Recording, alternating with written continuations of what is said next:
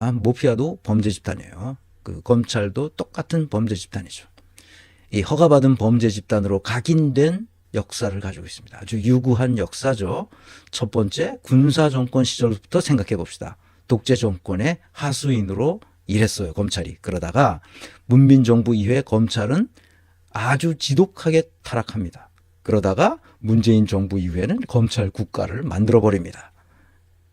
그래서 여기까지 온 거죠. 그래서 마지막으로 우리에게 주어진 향후 과제는 뭐냐? 민주주의 국가를 제대로 만들기 위해서 우리는 해야 할 일이 너무나 많다.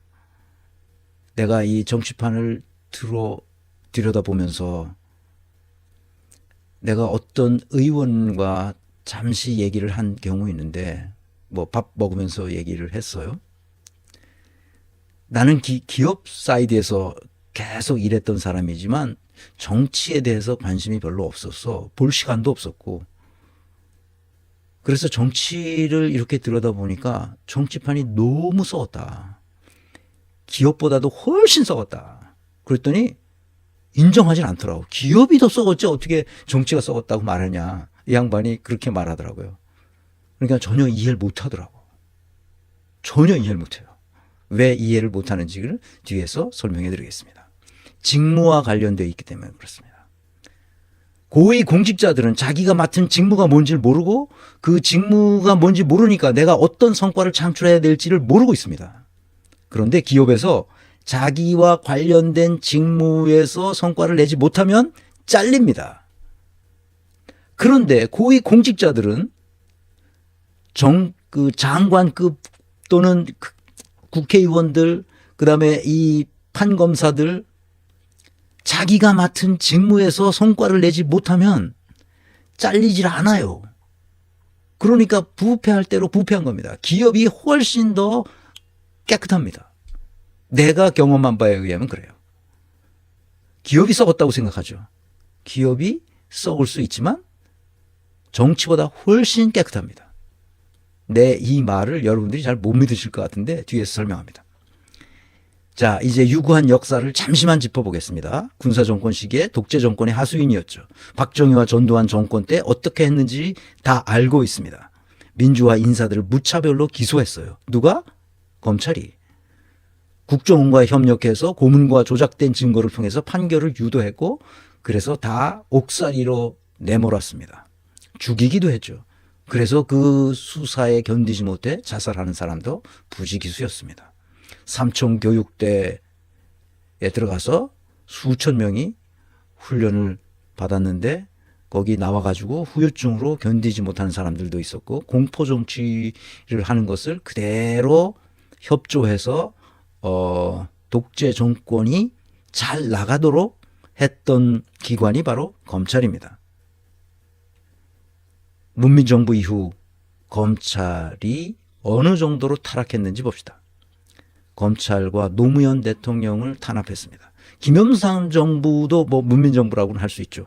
김대중 정부에도 마찬가지고. 근데 김영삼 정부와 김대중 정부에는 이 두 사람의 개인적인 카리스마가 있기 때문에 검찰이 찍소리도 못하고 있었어요. 다만 두 대통령의 아들들 때문에 아들들을 기소해가지고 하는데 그거는 다 대통령이 허락했기 때문에 된 거예요. 대통령이 못하게 했으면 못했죠.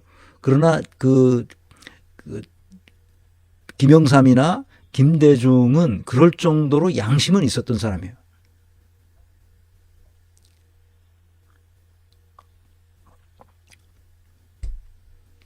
노무현 대통령 시절부터 서서히 검찰이 대통령에게 대들기 시작했죠. 노무현은 문자 그대로 서민 대통령으로서 카리스마를 갖기보다는 우리가 다 같이 합리적으로 대화와 토론으로 함께 이 불합리를 극복하려고 생각했던 사람이었어요.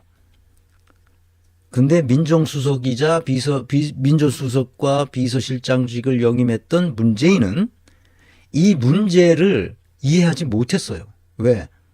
역사의식과 시대정신이 없는 사람이었기 때문에 결국은